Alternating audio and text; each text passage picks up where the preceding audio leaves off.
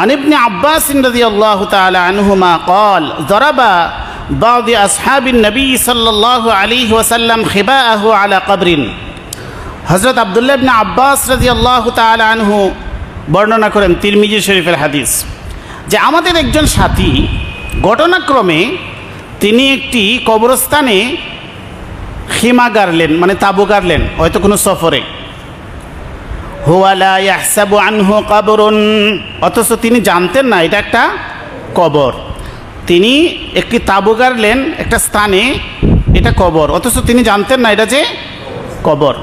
ফাইদা ফিহি ইনসানুন ইয়াকরাউ সূরাতা তাবারাকাল্লাযী বিয়াদিহিল মুলক। গভীর রজনীতে তিনি শুনতে পাইতেছেন যে এই কবরের মধ্যে একজন ব্যক্তি সূরা তাবারাকাল্লাযী মুলক তেলাওয়াত করতেছে। হাত্তা খাতামাহা, ধারাবাহিকভাবে সূরা মুলক এই কবরের ভিতরে তেলাওয়াত হচ্ছে, এমনকি সে এই সূরা শেষ করে ফেলল। ফাতান নবী সাল্লাল্লাহু আলাইহি ওয়াসাল্লাম ফাআখবারাহু, তিনি আসলেন আয়েশা রাসূলুল্লাহ সাল্লাল্লাহু আলাইহি সাল্লামের কাছে এই আজীব ঘটনাটি বর্ণনা করলেন। فقال رسول الله صلى الله عليه وسلم هي المانعة هي المنجية تنجيه من عذاب القبر। এই সূরাটি হচ্ছে মানিআ, প্রতিরোধকারী, সিকিউরিটি গার্ড। তুনজিহি মিন আযাবিল কবরি, এই সূরার তেলাওয়াতকারীকে কবরের আযাব থেকে মুক্তিদান করে। এই জন্য রাসূলুল্লাহ সাল্লাল্লাহু আলাইহি সাল্লাম তাকে বুঝিয়ে দিলেন, এই লোকটি জীবদ্দশায় নিয়মিত সূরা মুলক তেলাওয়াত করত, মৃত্যুবরণ করেছে, কিন্তু কবরের মাঝে সূরা মুলক আর বন্ধ হয় নাই।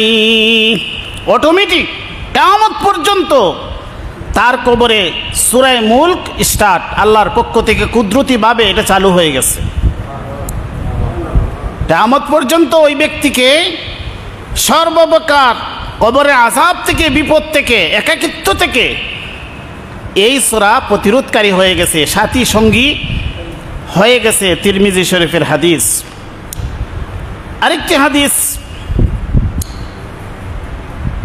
আরেকটি হাদিস হচ্ছে রাসূলুল্লাহ সাল্লাল্লাহু আলাইহি ওয়াসাল্লাম ইরশাদ করেন,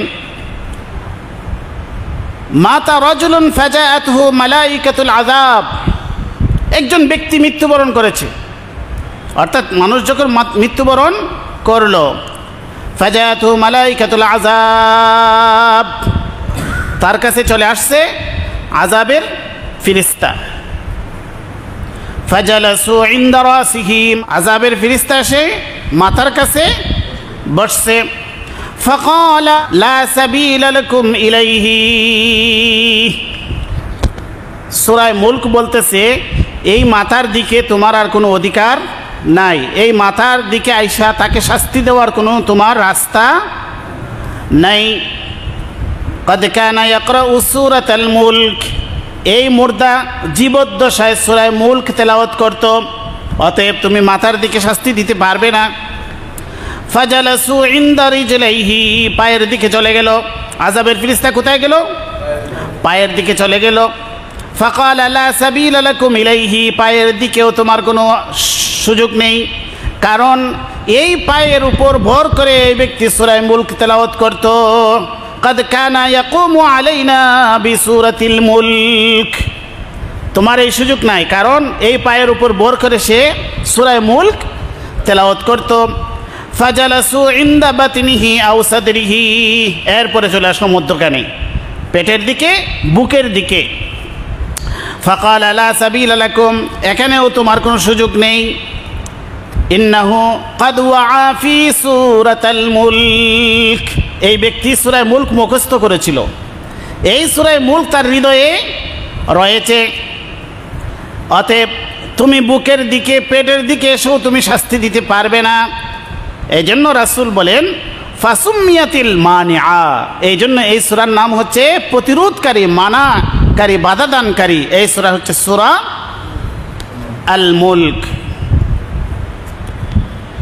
রাসূলুল্লাহ সাল্লাল্লাহু আলাইহি সাল্লাম ইরশাদ করেন, আবু হুরায়রা রাদিয়াল্লাহু তাআলা আনহু থেকে বর্ণিত, ইন্না সূরাতান ফিল কুরআনি 30 আয়াতান, কোরআনের একটি সূরা আছে, এই সূরার আয়াত সংখ্যা কত? 30। শাফাআত লিরাজুলিন হাত্তা গুফিরা লাহু ওয়া হিয়া তাবারাকাল্লাযী বিয়াদিহিল মুলক।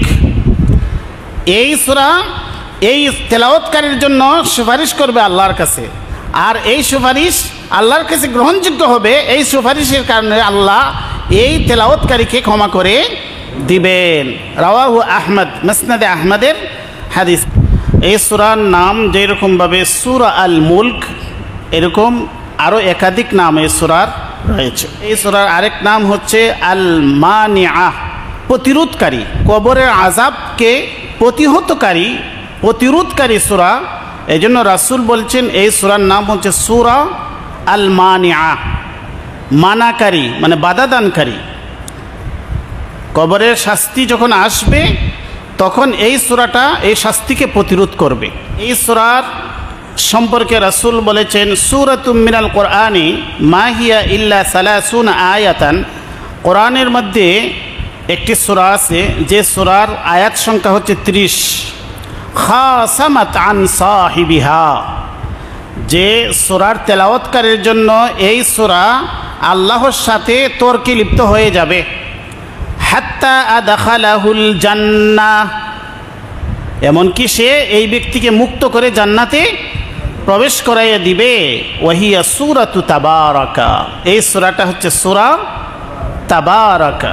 হযরত আব্দুল্লাহ ইবনে মাসউদ রাদিয়াল্লাহু তাআলা আনহু থেকে বর্ণিত হাদিস, রাসূলুল্লাহ সাল্লাল্লাহু আলাইহি ওয়াসাল্লাম ইরশাদ করেন, মান ক্বারাআ তাবারাকাল্লাযী বিয়াদিহিল মুলক কুল্লা লাইলা, যে ব্যক্তি সূরা তাবারাকাল্লাযী বিয়াদিহিল মুলক প্রতি রাত্রিতে তেলাওয়াত করবে, মানাআহুল্লাহু আযজা ওয়া জাল্লা বিহা মিন আযাবিল কবরি, এই তেলাওয়াতকারীকে এই সূরা কবরের আযাব থেকে প্রতিহত করবে, কবরের আযাবকে প্রতিরোধ করবে। এটা আত-তারগীবের মধ্যে রয়েছে। হযরত উসমান রাদিয়াল্লাহু তাআলা আনহু সম্পর্কে বর্ণিত তিরমিজি শরীফের হাদিস, তিনি যখন কবরের পাশে যেতেন এত বেশি কান্না করতেন যে ওনার দাড়ি ভিজে যেত। ওনার সাথী সঙ্গীরা জিজ্ঞেস করলেন যে, হে উসমান, আপনি জান্নাত জাহান্নামের আলোচনা শুনলে এত কান্না করেন না, কিন্তু কবরের পাশ দিয়ে গেলে আপনি এত কেন কান্না করেন? হযরত উসমান রাদিয়াল্লাহু তাআলা আনহু বলেন, ইন্নাল কবরা আউয়ালু মানজিলিন মিন মানাজিলিল আখিরাহ, আখিরাতের মঞ্জিল সমূহের মধ্যে কবর হচ্ছে প্রথম স্টেজ, প্রথম মঞ্জিল। ফাইন নাজা মিনহু, যদি কোনো ব্যক্তি এই কবরের ঘাটি থেকে মুক্তি লাভ করতে পারে, কবরের আযাব থেকে যদি মুক্তি লাভ করতে পারে, ফামা বাদাহু আইসারু মিনহু, বাকি ঘাটিসমূহ তার জন্য সহজ হয়ে যাবে। ওয়া ইল্লাম ইয়ানজু মিনহু, যদি কোনো ব্যক্তি এই কবরের ঘাটি থেকে মুক্তি লাভ করতে না পারে, ফামা বাদাহু আশাদ্দু মিনহু, তাহলে পরের ঘাটিগুলি তার এর চাইতে আরও কঠিন থেকে কঠিন ঘাটিগুলা তার জন্য হয়ে দাঁড়াবে। তিরমিজি শরীফের হাদিস। এই জন্য রাসূলুল্লাহ সাল্লাল্লাহু আলাইহি সাল্লাম বলেছেন যে প্রত্যেকে যেন প্রতি রাত্রিতে সূরা মুলক তেলাওয়াত করে। আন জাবিরিন রাদিয়াল্লাহু তাআলা আনহু আন্নান নবী সাল্লাল্লাহু আলাইহি ওয়াসাল্লাম কানা লা ইয়ানামু হাত্তা ইয়াকরা আলিফ লাম মিম তানজিল ওয়া তাবারাকাল্লাযী বিয়াদিহিল মুলক। রাওয়াহু আহমদ। মুসনাদে আহমদে বর্ণিত জাবের রাদিয়াল্লাহু তাআলা আনহু বর্ণনা করেন, রাসূলুল্লাহ সাল্লাল্লাহু আলাইহি ওয়াসাল্লাম আলিফ লাম মিম সেজদা আর সূরা তাবারাকাল্লাযী তেলাওয়াত না করে তিনি ঘুমাইতেন না।